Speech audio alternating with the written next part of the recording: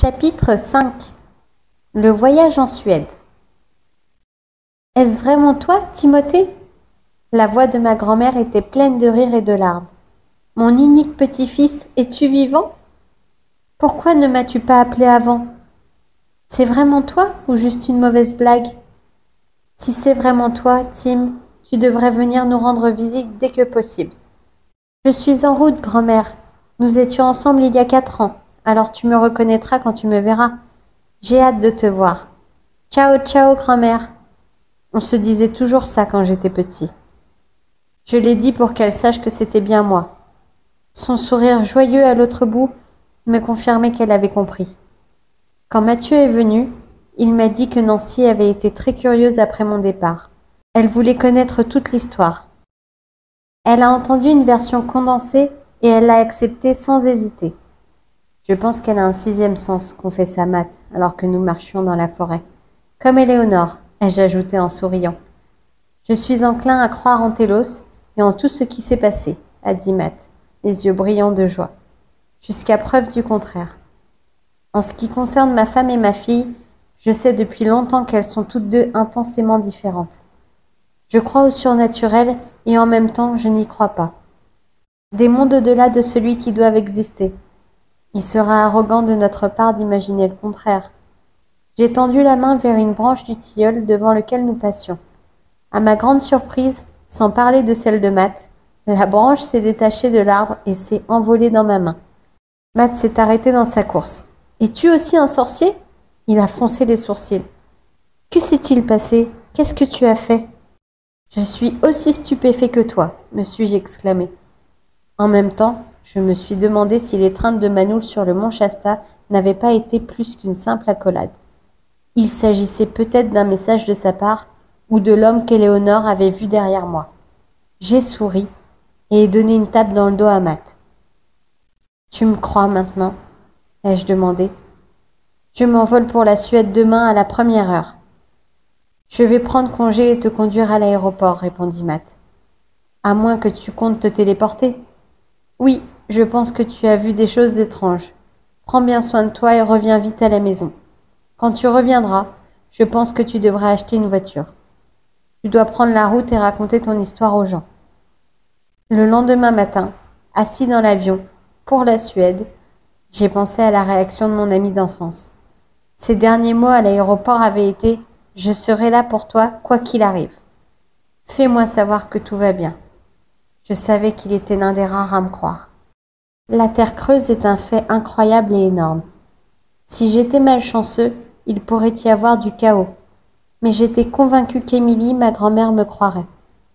Lorsque le taxi s'est arrêté chez ma grand-mère à Floda, à qui je n'avais pas rendu visite depuis mes 10 ans, celle-ci s'est précipitée dehors à bras ouverts. Après un regard vif et un rire joyeux, mon seul proche vivant à la surface de la terre m'a serré dans ses bras.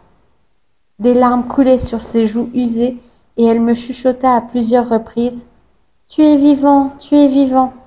Si seulement ta mère avait su, elle en est morte de chagrin. « Mais grand-mère, tu sais aussi bien que moi que notre cheminement dans la vie est écrit !» me suis-je exclamé en entrant bras dessus dessous dans la maison. Je lui ai jeté un regard. Ses cheveux blancs étaient coiffés. Son visage était soigneusement maquillé. Il fallait chercher les rides pour les voir. Elle était plus ronde que dans mes souvenirs, mais pas aussi corpulente que Tilly. Je ne ressentais aucune surprise en entrant dans son beau salon et en m'enfonçant dans son fauteuil antique.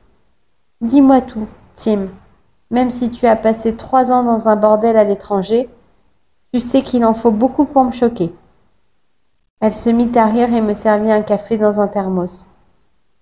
Je lui ai assuré que ce n'était pas le cas, mais que j'avais passé 3 ans dans un autre pays à l'intérieur de notre propre terre. Au début, elle semblait sidérée, mais ensuite elle a sauté de sa chaise et m'a serré dans ses bras. « Oh, Tim, comme c'est merveilleux !» a-t-elle haleté. J'ai toujours cru que la Terre était creuse, depuis que je suis à l'école, mais tout le monde m'a assuré que c'était impossible, car la planète était pleine de lave et de feu en fusion, tout comme un volcan. Je n'ai jamais cru que les scientifiques avaient raison sur ce point. Raconte-moi tous les détails dont tu te souviens, mon chéri. J'ai parlé et parlé. À la fin, j'avais tellement le mal du pays pour Télos que j'en avais les larmes aux yeux. J'ai tendu la main et j'ai pris celle de ma grand-mère. Comment puis-je remplir ma mission, soupirai-je. Personne ne va me croire à part toi. Et tu n'es pas comme les autres. Nous devons nous assurer qu'ils te croient, m'a promis grand-mère. Je connais beaucoup de gens qui le feront. Demain nous commencerons. Mais maintenant, place à un bon dîner et demain matin tu pourras faire la grasse matinée. Tu as fait un long et fatigant voyage. Je vais te parler de ta mère et ta sœur. Ton beau-frère ne te croira jamais. C'est un homme désagréable et je ne comprends pas pourquoi ta sœur l'a choisi. Maintenant, c'est au tour de grand-mère de parler, et j'étais contente d'être venue aussi vite que j'ai pu.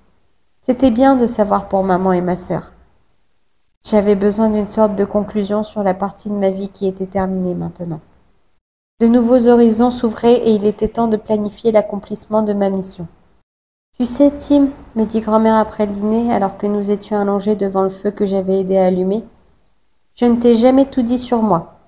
Je suis un médium et j'aide les gens, et en fait, j'ai une assez bonne réputation, ce dont je suis reconnaissante.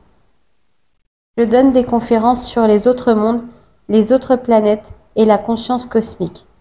J'aide les gens à trouver leur moi intérieur, à écouter leur propre cœur et à redresser leur esprit. Est-ce que tu vois ça dans les cartes ? L'ai-je interrompu ? Non, je le vois dans leurs yeux, répondit-elle calmement en souriant. Leurs yeux me disent ce que leurs lèvres ne peuvent pas transmettre. Je peux voir leurs auras, ce qui est toujours utile. Sinon, j'ai des amis nocturnes, des guides comme on les appelle, qui m'aident. Ils apparaissent aussi dans la journée, mais je dois être en transe pour cela. J'ai un guide spirituel, vois-tu, qui m'a accompagné tout au long de mes différentes vies. Je l'écoute et je lui parle parfois. Jésus ? lui ai-je demandé. Grand-mère sourit. Non, répondit-elle. Trop de gens prétendent être en contact avec Jésus. C'est très contemporain d'être en contact avec Jésus et Dieu. Mon guide s'appelle Melchizedek. Melchizedek ? L'ai-je encore interrompu ? Tu as un grand guide, un maître ascensionné ressuscité d'entre les morts. Je sais, reprit calmement ma grand-mère, le sourire aux lèvres. Il est merveilleux et incroyablement sage. C'était un alchimiste et le professeur d'Abraham. Maintenant, c'est mon professeur. Elle riait de cette façon particulière. Eh bien, mon petit-fils, tu me crois ? Oui, soupirai-je impressionné. Bien sûr que je te crois. Tu le vois aussi ? Je le vois avec mon œil intérieur. Il m'a beaucoup appris, je dois dire. Il a été un réconfort quand ma famille est morte.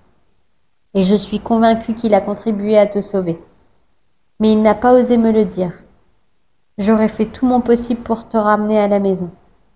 Au fond de mon cœur, je chérissais l'espoir que tu étais toujours vivant quelque part, échoué sur une rive lointaine.